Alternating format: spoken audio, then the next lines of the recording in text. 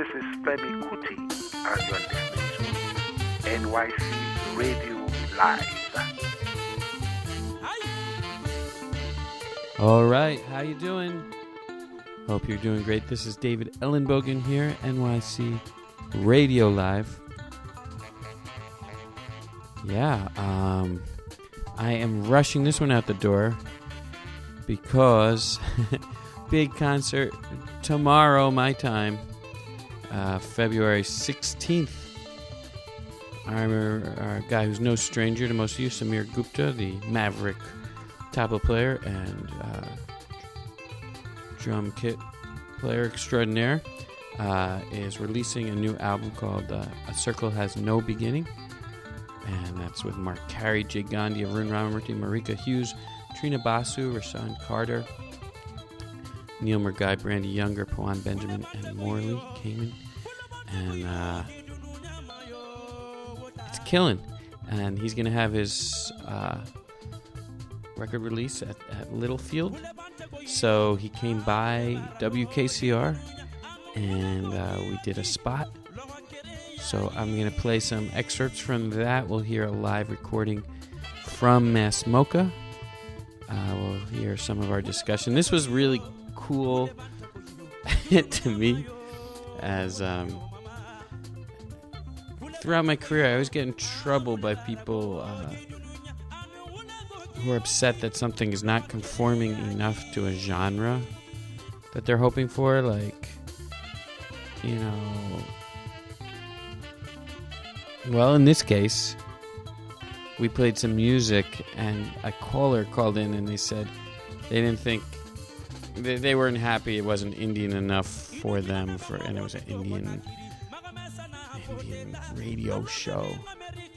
And I put them as on hold, which is my technique when I get callers on the radio. I just put them on hold. And we got to address his issue in length until he hung up. But that's a rare opportunity, so you'll hear us that's kind of the reference to what we're talking to after you hear this great Mass Mocha recording. So yeah, this is me and Samir Gupta. Let's start off by hearing the opening track from this album with the vocals of Morley here. It's A Circle Has No Beginning. Hope you make it to the show at Littlefield, and if not, maybe track down the album. It's on all the ways that people listen. And thanks for listening. Enjoy.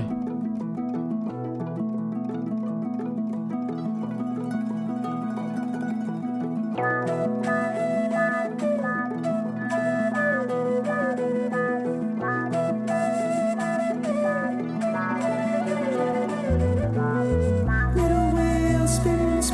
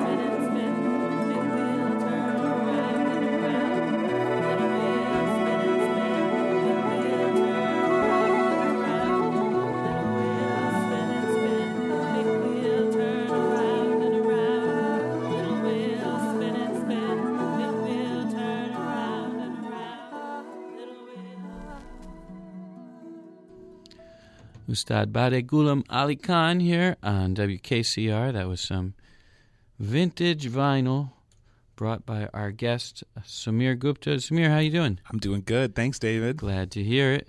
Hope Yeah. it's true. It's totally true. Ragarthal is cool, man. I can come in and bring all my records in here and have a good reason to play them. Yeah. You brought some music just for our WKCR listeners. Yeah, that's right. So I actually have a new record coming out that I'm really excited about. It's been like a year and a half, 2 years in the making, and it's called A Circle Has No Beginning. We have this really big album release party happening at Littlefield on February 16th, but I wanted to share with you guys a recording that we made from a live show at Mass Mocha, and it's a really sort of like smaller version of the group. This actually features Mark Carey on piano, a Harlem, longtime Harlem resident, and New York mainstay. So it's someone I've been working with for many, many years. Mark Carey is a close friend and a brilliant keyboardist. And then Rashawn Carter on the bass, who's been playing around with everybody, and he's also amazing. And we actually started out with Jay Gandhi on Bansuri on this track. So it's just him featured solo. And he's a longtime friend and associate and represents a lot of Indian classical music out here. Right, and our buddy Jay is in India right now, but we just got reports that, was it the Dover Music Festival? Dover Lane, yeah. Dover Lane Music Festival. He was sharing the stage with his guru, yeah, Pandit Hari Prasad Chaurasia. That's no joke. That is no joke at all. And you guys heard him here first on WKCR. So you're in the know. Here's some special music for just you, and hopefully it'll inspire you to come out February 14th, you said? 16th at Littlefield.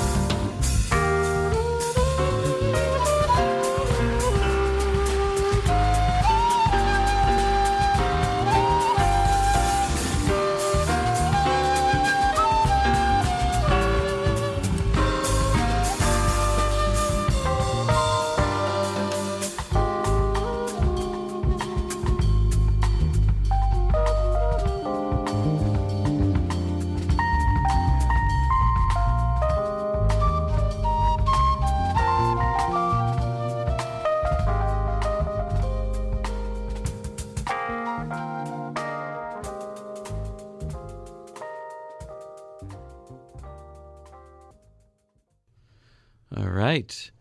Live broadcast, live recording from Mass Mocha from our guest, the tabla player and drum kit player, Samir Gupta. Yeah, thanks, David. Yeah. It was a real pleasure to share that. I mean, one of the things that I thought was really cool about that was the way Jay started. It's just solo bansuri, and really, Jay is such a creative musician. He's, of course, an incredible Indian classical bansuri player, like we said earlier, disciple of Pandit Hariprasad Chaurasia. But he also is informed by so many amazing styles of music out there. Like so many of us, we don't just listen to Indian classical music. And so part of where the music is today for me involves really drawing on Indian classical things, but also stuff that is informing from other styles. So Right. I felt like that song kind of captured that journey for me. So that's a Wayne Shorter song, actually. So I want to give it up to Wayne, because he's still on it. He's still doing amazing Right. music. And he wrote that song a very long time ago called Oriental Folk Song. And it just cracks me up, I think like today to call a song Oriental Folk Song might have some different implications. But I think the idea of Oriental in general, I think, is a very interesting conversation piece, like the term itself is kind of about being oriented a certain way. And it's a very Western-oriented thing to call something Oriental. And so it's a very interesting sort of way to think about perspective and how something is orientalized. Right. Yeah. Yeah, and I wonder, you as an artist have your own experience. You were born in this country, you're Indian descent, you've been exposed to jazz. Yeah.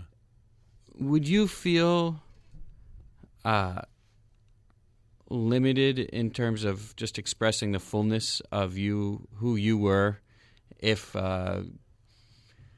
the Orientalizing forces wanted you to only be playing in a certain way, or if representing something like a specific kind of style or something? Yeah. I think I personally kind of do struggle with that at times. I think for me, growing up as a musician and being a professional musician, originally as a jazz musician, actually coming to New York that way, knowing how to play different styles is part of being a very good professional musician. And I think that for me, the styles that resonate with me are always a lot more easy to pull off genuinely, and I think that the genuineness is the thing that's worth pursuing there. So a lot of times, if it's Indian classical music, just straight, like as if it was in the genre category, I actually really do feel like I can pour myself into that completely.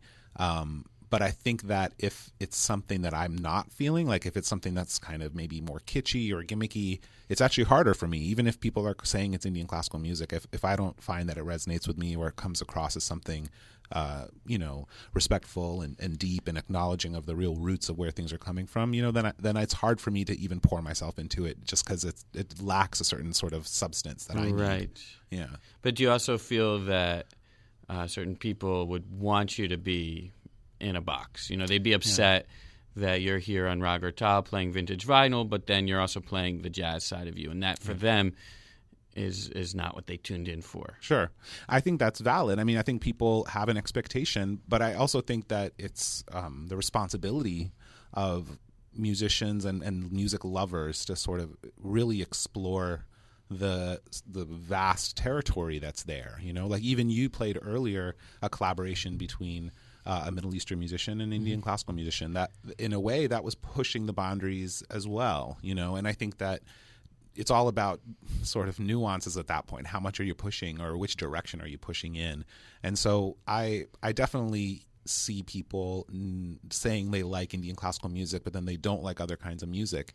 And I think that that's like, it doesn't really bother me, but I also think that maybe they just haven't heard something that really they're ready for yet, because music is just this limitless space where maybe it's not even about what their expectations are. It's really something that completely is unexpected for them. Maybe they need to be in a situation where their defenses are lowered and they don't have any expectations. Right. And then suddenly they hear something and it unlocks something. Right. And then they realize, oh, that wasn't Indian classical music. Right. Why did I like that? Oh, it's because you weren't expecting anything. Right. And also it's setting, right? I mean, for me, like I couldn't understand free jazz at all until I saw it live, and then it made a lot more sense to me. But on a recording, if you're driving your car, maybe for a lot of people that's not the match. You know.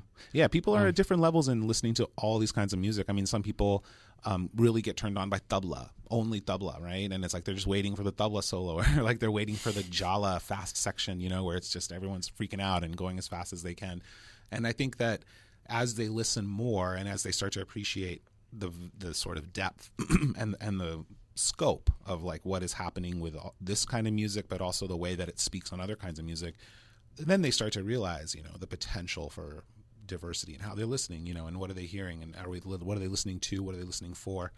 So that stuff I think is all really sort of part of the picture when we're talking about this music. I a lot of times when I think about creative musicians today, I see a lot of that push and pull and saying, oh, I'm expected to play in a certain style, or I'm trying to fit in a certain genre. I mean, the Grammys just happened, right? So it's like the genre police are out in full effect in a way. Right. But I think that for creative artists, it's something that's always been difficult to say I have to meet some sort of expectation, but then I also want to feel creative and free. So for me, at least, I've always been very firmly in the creative and free territory. I feel like it's a lot more valuable towards the general equation to say I'm going to contribute something that is genuine and unique to my experience. And I think a lot of jazz musicians, I think a lot of musicians in New York City are going on that. You know, they really they put their